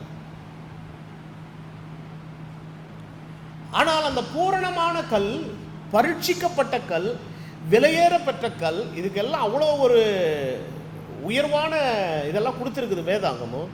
ஆனால் இங்கே வந்தபோது அது என்ன ஆச்சுன்னா, மனுஷரால் தள்ளப்பட்டது. ஆனால் எதை தள்ளினார்களோ அதுதான் எல்லாவற்றுக்கும் என்ன ஆச்சு, பிரதான கல்லாயிற்று, அது மூளை கல்லாயிற்று சொல்லிட்டு மேற்கொண்டு வேதம் சொல்லுகிறது, அது நம்முடைய கண்களுக்கு எப்படி இருக்குதுங்க, ஆச்சரியமாக இருக்கிறது. ஸோ அப்போ இயேசு கிறிஸ்து தான் எல்லாத்துக்கும் பிரதானமானவர். அப்போ இயேசு கிறிஸ்து இந்த பூமியில் இருந்தபோது தம்முடைய சீஷர்களை பார்த்து ஒரு கொஸ்டின் கேட்குறாரு. என்ன கேட்குறாருன்னா, ஜனங்கள் என்னை யார் என்று சொல்லுகிறார்கள். அப்போ சொல்கிறாரு, ஒரு சிலர் உண்மை யோவான் ஸ்நானகன் என்றும், ஒரு சிலர் பழைய ஏற்பாட்டு தீர்க்கதரிசிகள் என்று சொல்லுகிறார்கள். நீங்கள் என்னை யார் என்று சொல்லுகிறீர்கள்? அப்பொழுது இயேசு இடத்துல பேதுரு சொல்லுகிறார், நீ ஜீவனுள்ள தேவனுடைய குமாரனாகிய கிறிஸ்து. மேற்கொண்டு இயேசு சொல்லுகிறார், இதை மாம்சமும் இரத்தமும் உனக்கு என்ன செய்யலப்பா, வெளிப்படுத்தவில்லை, பரலோகத்தில் இருக்கிற என் பிதாவே அதை உனக்கு என்ன செய்தார், வெளிப்படுத்த. அப்ப இயேசு கிறிஸ்துவை குறித்த ஒரு தெளிவான வெளிச்சம் அவர்களுக்குள்ளே இருந்தது. அவர் யார்? அன்னைக்கு சமாரியா ஸ்திரீ இடத்துல இயேசு பேசிக்கொண்டிருக்கும் போது அவர் தாகத்துக்கு தண்ணி கொடுங்கன்னு கேட்குறாரு. அப்புறம் அவன் தண்ணி கொடுக்குறா, சொல்கிறார், இந்த தண்ணீரை குடிக்கிறவனுக்கு மறுபடியும் என்ன உண்டாகும்? தாகம் உண்டாகும். ஆனால் நான் கொடுக்குற தண்ணீரை குடிக்கிறவனுக்கு தாகமே உண்டாகாது. அது ஜீவகாலமெல்லாம் அவனுக்குள்ளே ஊறுகிற ஜீவ ஊற்றா இது என்ன செய்யும்? இருக்கும். அப்புறம் அவனுடைய புருஷனை பற்றியெல்லாம் ஆண்டவர் இயேசு கிறிஸ்து சொல்கிறாரு. அவன் டக்குன்னு கேட்குறா, நீர் கிறிஸ்து தானோ? நீர் உலகத்தில் வருகிறவர் என்று எதிர்பார்த்திருக்கிறாரு, நீர் அவர் தானே? நீர் உடனே குடத்தை வச்சுட்டு என்ன செய்கிற, ஊருக்குள்ளே போய் ஒருத்தரை நான் பார்த்தேன், அவர் கிறிஸ்து தானோ, மேசியா தானோ, நீங்கள் எல்லாரும் என்ன செய்யுங்க, வந்து பாருங்கள், எனக்கு ஏறத்தாழ பார்க்க யார் மாதிரி தான் தெரியுது? முன்னறிவிக்கப்பட்ட மேசியா மாதிரி தான் தெரியுது. அப்போது அவரை யார் அடையாளம் கண்டுகொள்ள முடியும்னா, அவரை குறித்த வெளிப்பாடு யாரிடத்தில் இருக்கிறதோ. அப்போது வெளிப்பாடு இல்லாதவன் அவர் கொடுக்குற அப்பத்தை கொடுக்குற வரைக்கும் சாப்பிட்டுக்கிட்டு இருந்தாங்க, அற்புதம் செய்கிற வரைக்கும் பின்னாலே வந்தாங்க. வெளிப்பாடு இல்லாதவர்கள் எல்லாரும் அவரை விட்டு என்ன செஞ்சிட்டாங்க? போயிட்டாங்க. ஆனால் வெளிப்பாடை பெற்ற இயேசு கிறிஸ்து யார் என்கிற வெளிச்சத்தை தெளிவாய் பெற்றிருந்த அப்போஸ்தலர்கள் அவரோடு இருந்தார்கள். அவர்களிலே பேதுரு எல்லாருக்கும் பிரதிநிதித்துவமாய் அவர் பேசுகிறாரு, ஆண்டவரே, நாங்கள் யாரிடத்தில் போவோம்? நித்திய ஜீவ வசனங்கள் உம்மிடத்தில் என்ன செய்கிறது? இருக்கிறது. அப்போ அந்த அஸ்திபாரமாகிய காரியத்தை இயேசு கிறிஸ்து தம்முடைய சீஷர்களுக்கு கொடுத்துட்டே இருக்கிறார். 3 வருஷமாக அவர்களை வைத்திருந்ததனுடைய நோக்கம் வெறும் அற்புதங்களை காண்பித்து மற்ற காரியங்களை செய்ததனுடைய எக்ஸைட்மெண்ட்டை மாத்திரம் அவர்களுக்குள்ளே வைக்காமல், அதை தாண்டி தாம் கட்டி எழுப்ப போகிற தமது மனவாட்டியாகிய சபை இந்த பூமியில் என்ன அஸ்திபாரத்தில் நிற்க வேண்டும் என்பதற்கான அடிப்படையான உபதேசத்தை அவர்களுக்கு சொன்னார். வேதத்திலே நீங்கள் சுவிசேஷத்திலே நீங்கள் வாசிக்கும் போது வசனம் விதமாய் சொல்கிறது, அவர் அவர்களுக்கு உபதேசித்து சொன்னதாவது. அப்ப இயேசு கிறிஸ்து உபதேசித்ததும் சீஷர்கள் என்று சொல்லப்படுகிற அவருடைய பிரதான அப்போஸ்தலர்களும் உபதேசித்தது வேறல்ல. இவர்கள் உபதேசித்தது அத்தனையும் கர்த்தராகிய இயேசு கிறிஸ்துவின் மூலமாக அவர்களுக்கு என்ன செய்யப்பட்டது? கொடுக்கப்பட்டது. அதனால தான் யோவான் 17வது அதிகாரத்திலே ஆண்டவர் சொல்லுகிறார், உம்முடைய வார்த்தையை நான் அவர்களுக்கு கொடுத்தேன். அப்போ தன்னோடு இருக்கிற அந்த 3 வருஷத்தில் அவர் கொஞ்சம் கொஞ்சமாக அவர்களுக்கு சொல்லிகிட்டே இருக்கிறாரு. எல்லாத்தையும் அவங்க என்ன பண்ணுறாங்க? உள்ளே வாங்குறாங்க. ஆனால் உள்ளே வாங்கின அத்தனை விஷயங்களையும் மறுபடியும் பரிசுத்த ஆவியானவர் அவர்களுக்கு என்ன பண்ணுறாருங்க? நினைப்பூட்டுகிறார். அப்போது நினைப்பூட்டின நாளிலிருந்து அவர்கள் இயேசு கிறிஸ்து மூலமாய் தங்களுக்கு கொடுக்கப்பட்ட, அதனால தான் இயேசு கிறிஸ்து கூட சொன்னார், நீங்கள் போய் எல்லாரையும் சீஷர் ஆக்கிறீங்க, அதோட விட்டுறாதீங்கப்பா, நான் கட்டளையிட்ட எல்லாவற்றை கைக்கொள்ள அவர்களுக்கு என்ன பண்ணுங்க?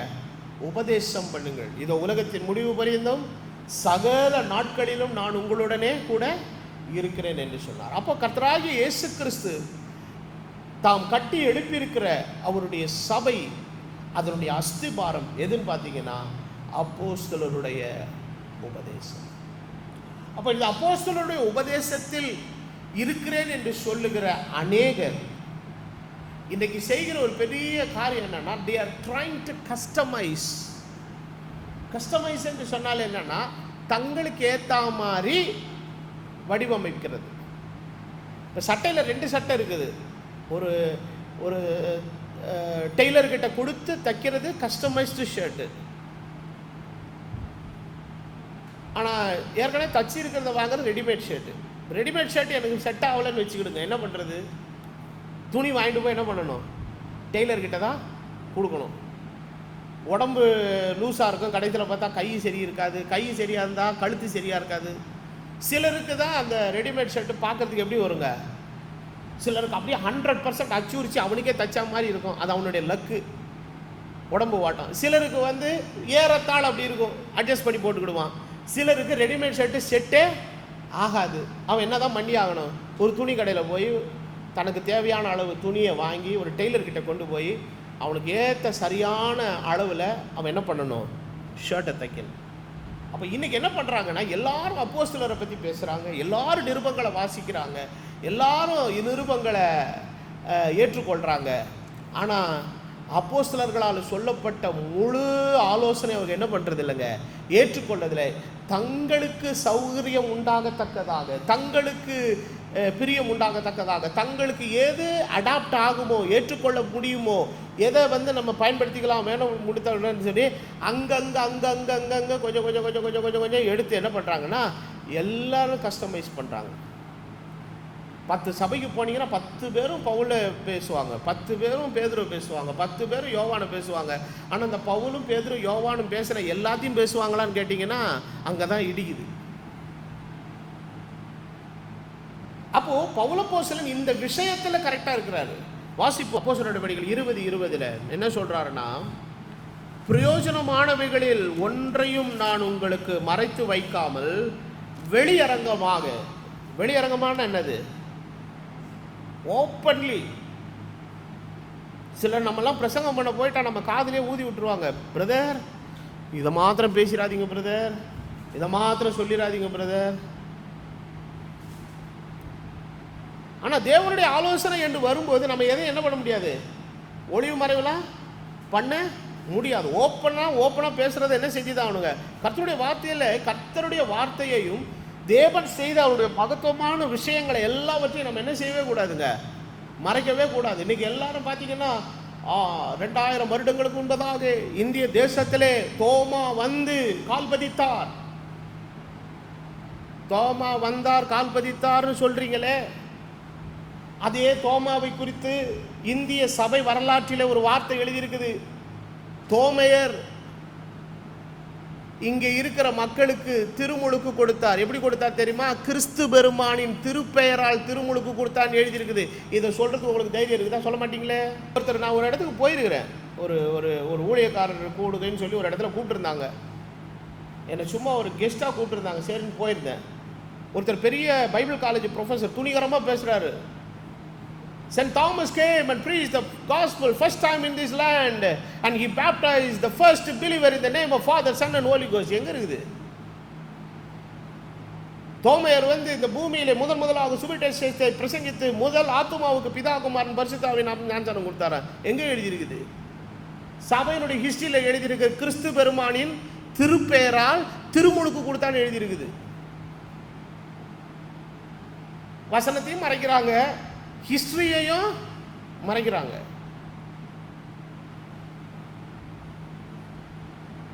இப்போ சமீப காலங்களாக இப்போ நிறைய பேர் பைபிள் ஹிஸ்டரியெல்லாம் பேச ஆரம்பிச்சிட்டாங்க. அந்த கர்த்தர் அந்த காலங்களிலே பெந்தேகோஸ்தே எழுப்புதல் நம்முடைய தேசத்துக்குள்ளே வந்தது. 1906 அசூசா ஸ்ட்ரீட்டிலே பெரிய பெந்தேகோஸ்தே எழுப்புதல் வந்தது. பரிசுத்தாவே ஊற்றப்பட்டார். அசூசா ஸ்ட்ரீட்டை சொல்லுவாங்க, இவரை சொல்லுவாங்க, அவரை சொல்லுவாங்க. கர்த்தர் ஏற்படுத்தின சில உண்மையான பாத்திரங்கள் அப்படியே முழுங்கிடுவாங்க. இதெல்லாத்தையும் போட்டு உடைக்கிறது தான் இந்த அப்போஸ்டாலிக் ஃபவுண்டேஷன் பைபிள் ஸ்டடியினுடைய உச்சகட்டமே அதுதான். உங்களுடைய பொய்யான தகவல்கள் எல்லாம் இன்றைக்கி எல்லாம் உடைக்கப்படணும். இன்றைக்கி இருக்கக்கூடிய கிறிஸ்தவ உலகத்துக்கு உண்மை என்னன்றது என்ன செய்யணும், நீங்கள் என்னை வெறுத்தாலும் சரி, என்னை காரி துப்புனாலும் சரி, என்னை கூப்பிடலாலும் சரி, ஒரு பிரச்சனையும் கிடையாது. ஆனால் தேவனுடைய ஆலோசனை ஒன்றும் என்ன செய்ய போகிறதில்ல, மறைக்க போகிறதில்ல. கர்த்தர் யாரையெல்லாம் இந்த அப்போஸ்தலருடைய உபதேசத்துக்காக உண்மையாக எடுத்து பயன்படுத்தினார் அவங்க எல்லாரையும் நான் சொல்லுவேன். அவர்கிட்ட போய் யாரெல்லாம் சீக்கிரட்டாக ஞானஸ்நானம் எடுத்தீங்களோ அவங்க எல்லாரும் பேரும் இதில் சொல்லிவிடுவேன். அதுக்கப்புறம் வர்ற விளைவுகளை நீங்கள் சந்திச்சுக்கோங்க, அவ்வளோதான். எவ்வளோ நாளைக்கு உட்காந்துக்கிட்டு இப்படியே கிறிஸ்தவ உலகத்தில் பொய் சொல்லிக்கிட்டு ஜனங்களை ஏமாற்றிக்கிட்டு. ஏன்னா இன்றைக்கி இருக்கிற மாடர்ன் ஜெனரேஷனுக்கு பாஸ்ட் ஹிஸ்ட்ரி என்ன செய்யாது, தெரியாது.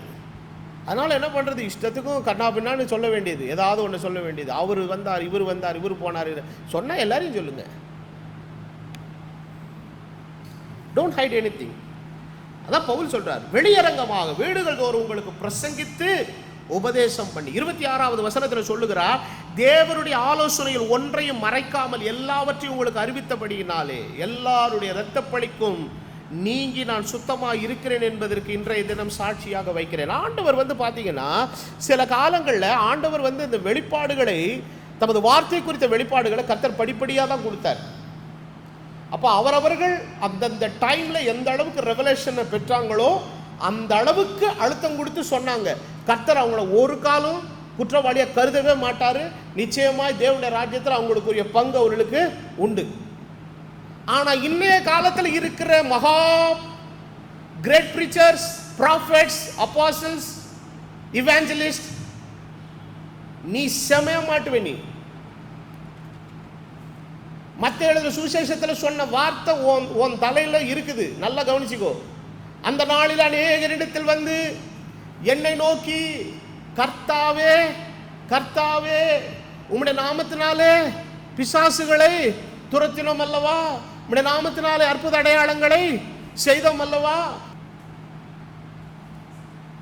நான் 7 தலைமுறைக்கு முன்னாடி என்னுடைய தகப்பன் வழியில வேதநாய சாஸ்திரியோட குடும்பத்தில் வந்தவங்க. ஆனா அந்த முற்பிதாக்களுக்கு இன்றைக்கு நாம் பெற்றிருக்கிற வெளிச்சம் அவர்களுக்கு இல்லை.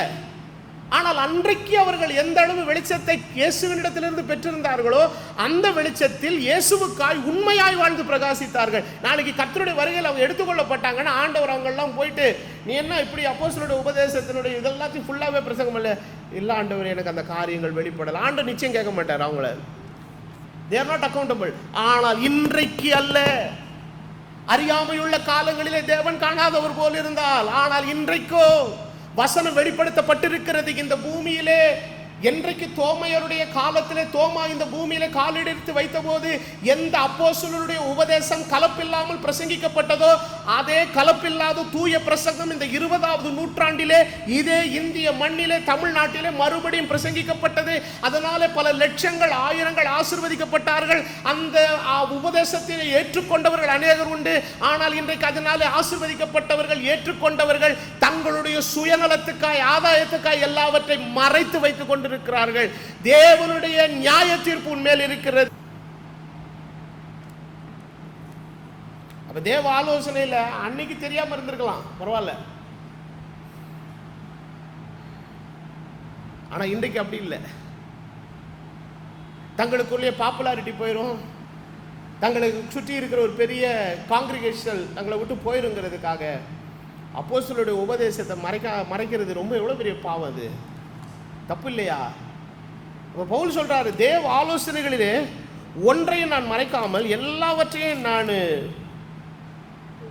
உங்களுக்கு அறிவித்தபடினாலே எல்லாருடைய இரத்த பழிக்கும். அப்போ பெரிய பெரிய மகா கூட்டங்களை நடத்துகிற பிரசங்கியார்களே, இந்த செய்தியின் மூலமாய் கர்த்தர் உங்களை எச்சரிக்கிறார்.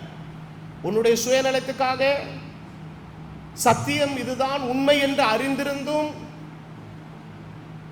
அந்த பெரும் கூட்டத்தின் திரளை உங்கள் மத்தியில் இருந்து நீங்கள் இழக்கக்கூடாது என்கிற ஒரே நோக்கத்துக்காக நீங்கள் மறைத்து வைப்பீர்களானால், உண்மையை எந்தெந்த இடங்களிலெல்லாம் மறைத்து பிரசங்கிக்கிறீர்களோ அதன் கால உண்டாகிற அத்தனை மனுஷருடைய இரத்தப்பழி உங்க மேல இருக்குதுங்கிறத தயவு செய்து மறந்துடாதீங்க. சொல்லிட்டு சொல்றாரு,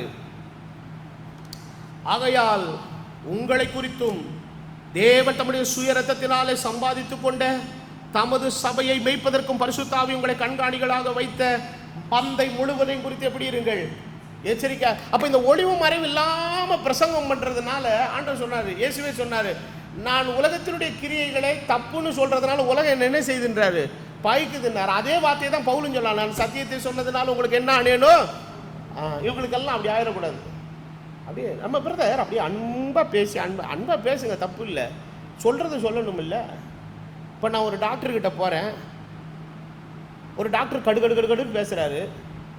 ஆனால் கடுகடுன்னு பேசினாலும் என்ன பண்ணுறாரு, உனக்கு சுகர் நார்மல்னு சொல்லி அனுப்பிச்சிடுறாரு. இப்போ எனக்கு வந்து அவர் எப்படி பேசுனாருங்கிறது பிரச்சனை இல்லை, ஆனால் என்ன சொன்னாருங்கிற இன்ஃபர்மேஷன் தான் எனக்கு முக்கியம். ஒருத்தர் அன்பா பேசுகிறாரு, hello brother, praise Lord brother, ஓ நீங்கள் நல்ல பேஷண்ட் பிரதர், இப்போது சுகர் ரிசல்ட் வந்திருக்கு பிரதர், 450 இருக்குது பிரதர், ஆனால் நான் சொல்கிறேன் பிரதர் உங்களுக்கு 200 தான் இருக்குது பிரதர், நீங்கள் போங்க பிரதர். போகிற வழியிலேயே ஒரு கப்பு ஐஸ்கிரீமும் லாலா கடையில் போய் ஒரு பாதாம் கீரும் குடிச்சிட்டு வீட்டுக்கு போங்க பிரதர். அன்பாக பேசுகிறாரு யார்? இல்லை எந்த டாக்டர் நல்லவன்? அவன் கடுகடுன்னு இருந்தாலும் உண்மையை பேசினா பார்த்தீங்களா, அவன் தான் நல்லவன், அவனை நம்பலாம். இவன் அன்பா பேசியே கழுத்து இருக்கிறவன். இப்போ என்ன ஆகும்? அவர் போய் வீட்டில் போய் சொன்னாரு, போன உடனே கேட்குது வீட்டம்மா, அதான் டாக்டர்கிட்ட போனீங்களா? டாக்டர் என்ன சொன்னார்? டாக்டர் என்ன சொன்னார், சுகரு 450 இருந்துச்சுப்பா. சரி என்ன சொன்னார்? பயங்கர டயட்டில் இருக்க சொன்னாரா? இல்லை இல்லை இல்லை இல்லை, நான் சொல்கிறேன் உனக்கு 200 தான் இருக்குது. அது அப்படி தான் போட்டிருக்கு 450. ஆனால் நான் சொல்கிறேன் உனக்கு 200 தான் இருக்குது. நீ போகிற வழியிலே ஒரு கப் ஐஸ்கிரீமும் ஒரு நல்ல பாதாம் கீரும் குடிச்சிட்டு போன்னு சொன்னார். நல்ல அருமையான டாக்டர் இல்லை. அந்த பொம்பளை சொல்லுவா, அவன் சண்டாள பாவி, உன்னை கொல்றதுக்கு அவன் என்ன போட்டிருக்காண்டா, எத்தனிச்சிருக்கிறாயா? 450னா 450 தான்யா, அதெல்லாம் தொடவே தொடாது, அதை பார்க்கவே பார்க்காத. கொஞ்ச நாள் வாயை கையை கட்டு, அதுக்கப்புறம் ஆட்டோமேட்டிக்காக சுகர் இறங்கும். அப்புறம் நானே உனக்கு கூப்பிட்டு போய் பாதாம் கீர் வாங்கி கொடுங்க. அந்த சண்டால டாக்டர்கிட்ட மறுபடியும் என்ன செய்யாத, போகாத. சில பேஷண்ட்டுக்கு சில டாக்டருங்க ஸ்ட்ரிக்டாக கரெக்டாக ரிசல்ட்டை கொடுத்து இப்படி தான் இருக்கணும்னு சொன்னால் அவங்ககிட்ட போகவே மாட்டான். இந்த கொஞ்சம் இப்படி இருக்கிறாங்க பாருங்கள், அந்த டாக்டர் தான் நிறைய பேருக்கு பிடிக்கும். இன்றைக்கி அதே மாதிரி தான் ஆவிக்குரிய உலகத்தில் தேவனுடைய சத்தியத்தை, வார்த்தையை கரெக்டாக உள்ளபடி பேசினா அவங்கள யாரும் என்ன செய்கிறது இல்லைங்க, அங்கீகரிக்கிறது இல்லை. ஆட்களுக்கு ஏற்ற மாதிரி. அதனால தான் அப்போஸ்தலர் சொல்லுகிறார், நாங்கள் அநேகரை போல கலப்பாய் பேசாமல் துப்புரவாகவும் தேவனால் அருளப்பட்டபடியும் தேவனுடைய சந்நிதியில் இருந்து பேசுகிறோம் சொல்லிட்டு சொல்றாரு. நான் சத்தியத்தை சொன்னதுனால உங்களுக்கு என்ன ஆயிட்டேன், சத்ருவாயிட்டேன். பட் எனக்கு அதை பற்றி கவலை இல்லை. நான் போனதுக்கப்புறம் தான் தெரியும், மந்தையை தப்ப விடாத ஓநாய்கள்லாம் வருது. நான் சொன்னதை நீங்கள் நினச்சிக்கோங்க, இந்த நிருபங்களை வாசிங்க, இந்த சத்தியம் தான் உங்களை காப்பாற்றி விடும். அப்போ இத்தனை 2000 ஆண்டு கால இடைவெளியிலே சத்துருடைய ஆரம்ப காலம் முதல் அவனுடைய டார்கெட் எதுனா, கர்த்தருடைய வசனத்தை என்ன பண்ணுறது தான், ட்விஸ்ட் பண்ணுறது தான் அவனுடைய வேலையை. ஆண்டவர் சொல்லுகிறார், இதை புசிக்கும் நாளிலே சாகவே சாவாய். அவன் சொன்னான், இதை புசிக்கும் நாளிலே நீங்கள் சாகவே சாவதில்லை என்று தேவன் அறிவார்னு அப்படியே தேவன் மேலே போட்டு, அதுக்கு தேவனுக்கு என்ற ஒரு வடிவம் கொடுத்து, தேவன் விளக்கின விருட்சத்தை புசிக்க வைத்தவன் பிசாசு. அவனுடைய வேகம் அன்னிலிருந்து இன்ன வரைக்கும் அடங்கவே இல்லை. அப்போ கடந்த 2000 ஆண்டு கால இடைவெளியிலே பிசாசு இதே வேதம் தான், இதே பைபிள் தான், இதே 66 புஸ்தகம் தான். ஆனால் அவன் தன்னுடைய சொந்தத்திலிருந்து எடுத்து தன்னுடைய காரியங்களை எல்லாம் அதற்குள்ளே வைத்து அதை திரித்து மாற்றி கலப்படமாக்கி இன்னைக்கு ஆவிக்குரிய உலகத்தை வஞ்சித்து வைத்திருக்கிறான். ஆனால் இத்தனை வஞ்சகத்தின் மத்தியிலேயும், பொய்யான தகவல்கள் மத்தியிலேயும், பொய்யான காரியங்கள் எல்லாவற்றின் மத்தியிலேயும் உண்மை என்கிற ஒன்று இருக்கிறது. அது ஒரு காலம் மாறாது. அதை குறித்து தான் எபிரேயர் 12வது அதிகாரம் இதில் நம்ம வாசிக்கிறோம். அந்த வசனத்தை நம்ம வாசிப்போம். எபிரேயர்களின் நிருபத்தில் 12வது அதிகாரம் ரொம்ப அற்புதமான ஒரு வசனம்.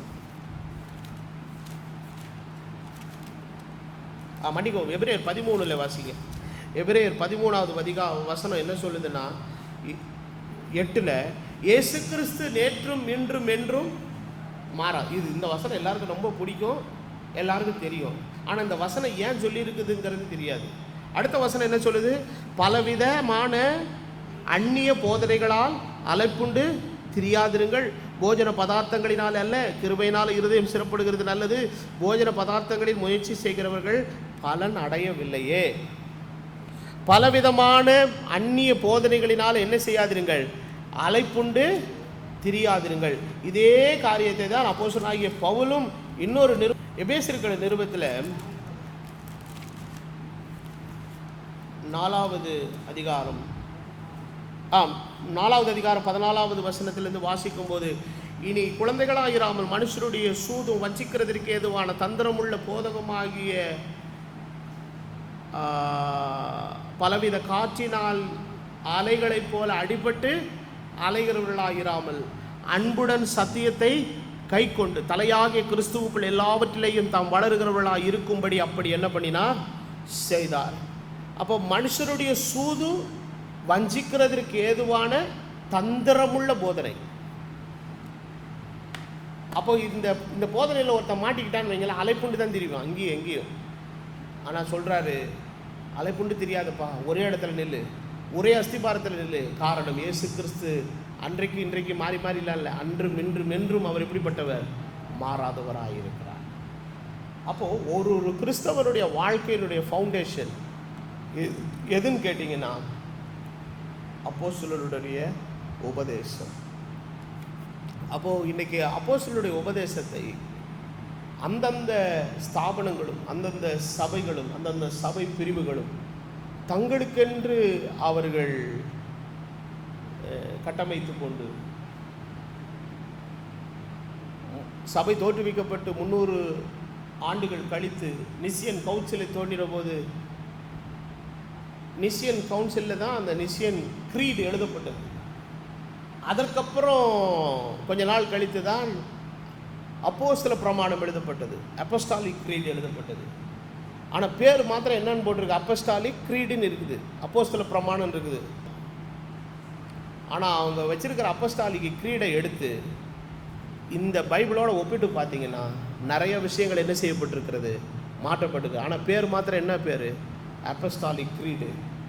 We don't want apostolic creed, we want apostolic foundation.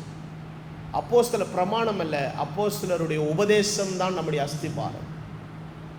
அப்போது அந்த அப்போஸ்தலர், அதனால தான் வேதத்தில் எழுதப்பட்டிருக்கிறது, அப்போஸ்தலர் அல்லாதவர்கள் தங்களை அப்போஸ்தலர் என்று சொல்லி. அப்போ இன்னைக்கு நிறைய அப்போஸ்தலர்கள் கிளம்பிட்டாங்க. அந்த அப்போஸ்தலரையும் பவுலையும் அவர் சொன்ன உபதேசத்தை ஒப்பிட்டு பார்த்தீங்கன்னா இந்த அப்போஸ்தலருக்கு அந்த அப்போஸ்தலருக்கு என்னவே கிடையாது, சம்பந்தமே இருக்காது. அவர் எதெல்லாம் ரைட்டுன்னு சொன்னார் அதெல்லாம் தப்புன்றாங்க, அவர் தப்புன்னு சொன்னதெல்லாம் அவங்க என்ன சொல்லிட்டு இருக்கிறாங்க, ரைட்டுன்னு சொல்லிட்டு இருக்கிறாங்க. அப்போது இந்த கடைசி மணி நேரத்தில் கர்த்தருடைய வருகைக்கு முன்பதாக கிறிஸ்துவின் மனவாட்டியாக இருக்கிற சபை அது என்ன செய்யும்னா, the true bride of Christ will 100% acknowledge the apostolic doctrine. அப்போஸ்தலருடைய உபதேசத்தை 100% அங்கீகரிக்கிறது எது மாத்திரம்தான், ஹலோ, கிறிஸ்துவின் மனவாட்டியாகிய சபை.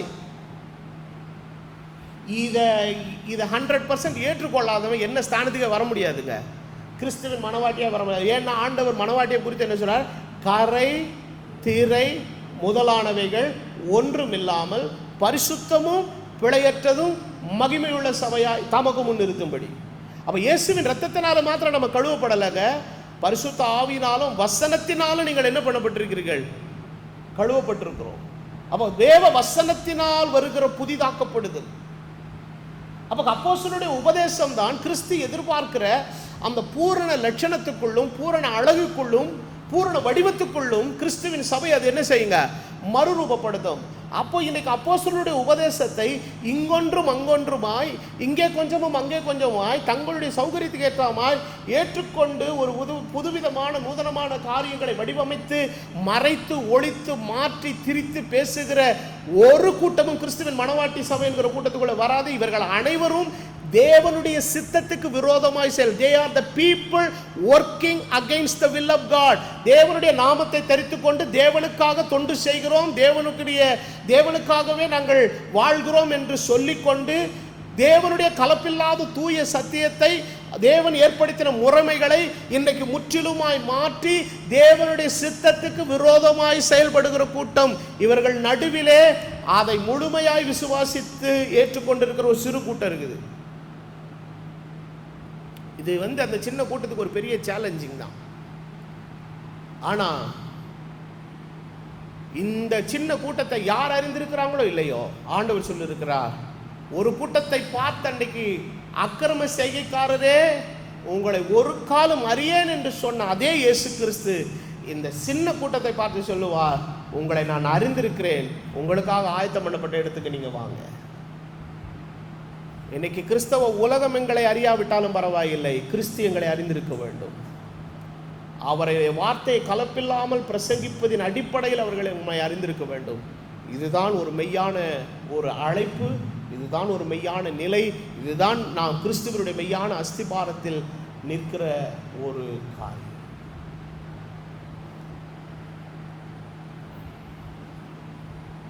நிறைய பேர் என் மேலே ரொம்ப பரிதாபமாக பேசுவாங்க, பிரதர் நல்லா பிரசங்கம் பண்ணுறீங்க பிரதர், அந்த பேப்டிசத்தில் மாத்திரம் அதுதான் பிரதர் உங்களுக்கு நிறைய வாசல்களை க்ளோஸ் பண்ணிடுது.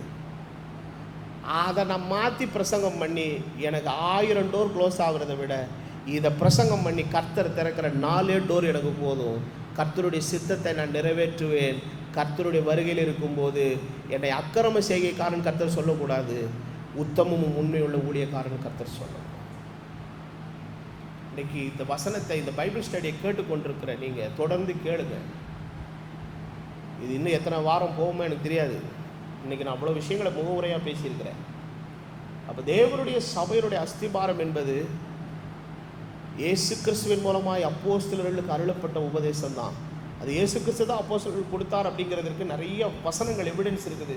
அதை அடுத்த பார்ட்டில் நான் உங்களுக்கு எடுத்து காண்பித்து உங்களோடு கூட சத்தியத்தை நான் பிரசங்கிக்கிறேன். இன்றைக்கி முகவுரையாக அறிந்து கொள்கிற காரியம், கர்த்தருடைய வருகைக்கு உண்பதாக மனசாட்சி கொஞ்சம் நமக்கு உறுத்துனா கூட நிறைய பேருக்கு சொல்ல பயம், பேச பயம். ஆனால் நம்ம இன்றைக்கி தைரியமாய் இந்த உபதேசத்துக்காய் நிற்க வேணும். ஒரே கர்த்தர், ஒரே விசுவாசம், ஒரே ஞானஸ்நானம். அப்போ இன்றைக்கி எத்தனை உபதேசங்கள், எத்தனை காரியங்கள் வித்தியாசமாக இருக்கிறது. ஆனால் அப்போஸ்தலருடைய உபதேசம் என்பது ஒன்று தான். இது சீர்பொருந்த வேண்டிய காலம். இது தேவனுடைய அஸ்திபாரத்துக்குள் மறுபடியும் நாம் வந்து சேர வேண்டிய காலம். அறியாமையுள்ள காலங்கள் எப்படியோ இருந்துட்டோம், தட் இஸ் ஓகே. ஆனால் இப்பொழுதோ நம்ம எல்லாரும் எல்லாவற்றை அறிந்து தேவனுடைய கலப்பில்லாத தூய உபதேசத்திலே நாம் சரியாக இருக்க வேண்டும் என்பதை கர்த்தர் விரும்புகிறார். அந்த வேத வாக்கியங்களின்படி கர்த்தர் நம்ம ஒவ்வொருவரையும் ஆசீர்வதிப்பாராக என்று சொல்லி இந்த வேத பாடத்தினுடைய முதல் பகுதியை நான் நிறைவு செய்கிறேன். கேட்ட உங்கள் அனைவரையும் கர்த்தர் தாமே அளவில்லாமல் ஆசீர்வதிப்பாராக.